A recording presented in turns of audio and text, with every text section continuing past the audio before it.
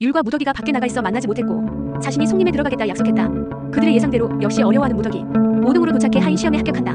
이 정도 거리에 한 사람을 들릴 땐 10회 마음이 통한 장욱과 무더기. 장욱과 내가 나눈 것은 살아남기 위한 절박함이고 스스로를 찾고 싶은 간절함이며 원하는 걸 이루고 나면 미련 없이 버리기로 한 단호한 약속이다. 김도주가 말하는 애틋함이 그 사이 어디엔가 스며다 해도 알을 깨고 나온 뒤 버려야 할 껍데기로만 남을 뿐이다. 욱은 한 달이 걸리는 기본 소양 교육을 서둘러 끝내고 무더기를 보러 가려는데 지는 그런 식으로 빨리 끝내는 건 안 된다며 한 권을 더 읽어내라 한다. 알겠다며 책은 받아든 욱은 백지로 가득 찬 걸 보고 반발하는데 그것은 온 신경을 집중해야 볼 수 있는 서경 선생의 심서라 한다. 수련이 부족하면 언제 읽어낼 수 있을지 모를 심서. 박진이 그런 책을 건넨 건 다 이유가 있었다. 저는 장욱을 수행시킬 생각이 없습니다.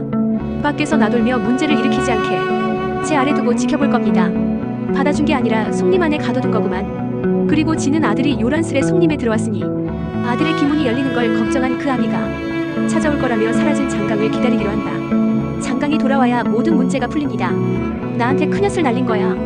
아무리 해도 읽어낼 수 없는 심서에 박진에게 속았단 걸 깨달은 욱은 그냥 탈출을 감행한다. 욱이 탈출한 목적은 무더기를 만나기 위함이었는데 집에 도착했을 땐 율과 무더기가 밖에 나가 있어 만나지 못했고 저작거리에서 욱이 집에 와 있다는 소식을 전해들은 무더기는 급히 욱을 만나러 간다. 들킬까 돌아가려던 욱과 겨우 만난 무더기는 자신이 송림에 들어가겠다 약속했다. 어쨌든 봤네. 그럼 됐다. 기다리고 있어. 나도 거기로 갈게. 방법을 찾았어. 송림에서 사람을 뽑는데 무더기는 송림 하인 선발대회에 나서고 그 소식을 들은 당구, 세자, 율은 하인 선발대회의 문제를 풀어 완벽한 답지를 만들어낸다. 그리고 무더기는 절대 통과하지 못할 거라 걱정한다. 그들의 예상대로 역시 어려워하는 무더기.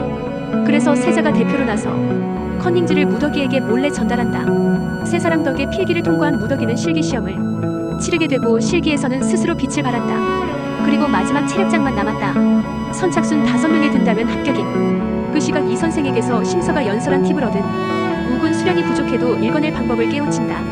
남들은 모르는 연서의 상대가 진유원 초대원장인 진설란이란 걸 알아내어 다시 바라보자.